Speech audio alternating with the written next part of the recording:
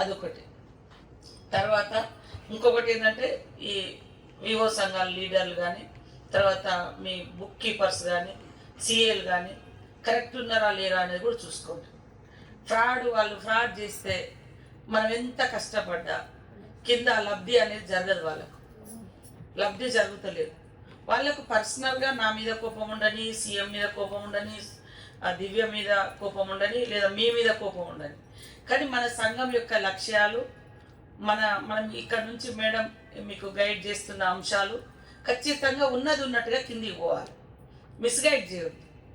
Okay, ప్రభుత్వ లోపాలు ఏమైనా ఉంటే మేము సరిదిద్దుకుంటాం, కానీ వాళ్ళ పర్సనల్ ఒపీనియన్స్ అక్కడ రుద్ది దాన్ని డైవర్ట్ చేస్తే ఖచ్చితంగా వాళ్ళు ఇబ్బంది, అంటే సంఘం ఇబ్బంది పడుతుంది.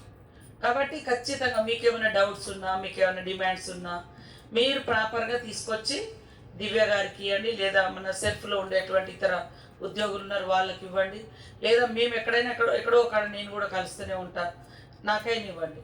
కానీ ఇదొక గొప్ప అవకాశం. ఇన్ని లక్షల మంది మహిళలు ఉండడం ఇదొక గొప్ప అవకాశం. పేదరికం నిర్మూలన జరగాలని ఆనాడు ఈ సంస్థను ఏర్పాటు చేశారు.